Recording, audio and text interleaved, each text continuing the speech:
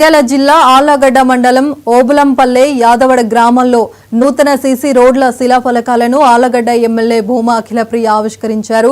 మొట్టమొదటిసారిగా ఓబులంపల్లె యాదవాడలో సీసీ రోడ్ల నిర్మాణం చేయడంతో ప్రజలంతా సంతోషంగా ఉన్నారు.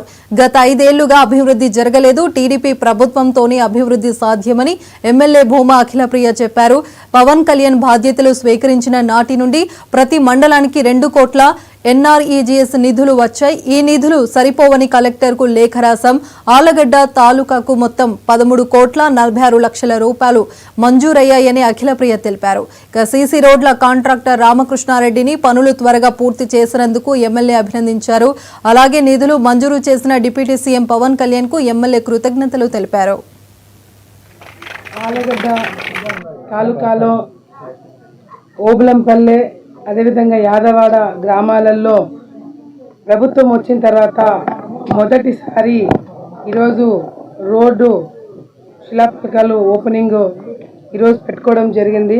నిజంగా అంటే ప్రజలందరూ కూడా ఈ విధంగా రోడ్లు వేసి శిలాఫలకాలు ఓపెన్ చేస్తుంటే కూడా గత 5 సంవత్సరాల్లో ఎప్పుడు కూడా చూడని అభివృద్ధి ఇప్పుడు చూస్తున్నామని చెప్పి కూడా ప్రజలు చాలా ఆనందపడుతున్నారు, సంతోషపడుతున్నారు. ఒక నమ్మకం అనేది ఈరోజు ప్రజలందరూ కూడా ఈ ప్రభుత్వంలో మనకి మంచి జరగబోతుంది, ఈ ప్రభుత్వంలో అభివృద్ధి కార్యక్రమాలు జరగబోతున్నాయి, ఈ ప్రభుత్వం వచ్చిన తర్వాత మనకి మేలు జరగబోతున్న ఒక నమ్మకం ఈరోజు ప్రజలందరూ కూడా ఈరోజు కనిపిస్తుంది వాళ్ళ ముఖాలలో కూడా.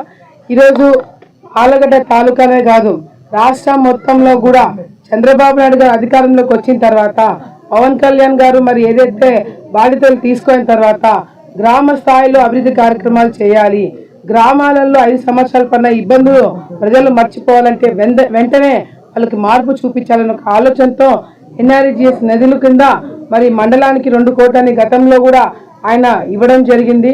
కానీ ఆ 2 కోట్లతో ఇంకా సరిపోవి, ఇంకా కావాలని కూడా మన కలెక్టర్ గారికి లెటర్ పెట్టడం జరిగిందని చెప్పి కూడా ఈ సందర్భంగా తెలియజేసుకుంటూ ఆళ్లగడ్డ తాలూకా మొత్తంలో 240 వర్కులు శాంక్షన్ అయినాయి.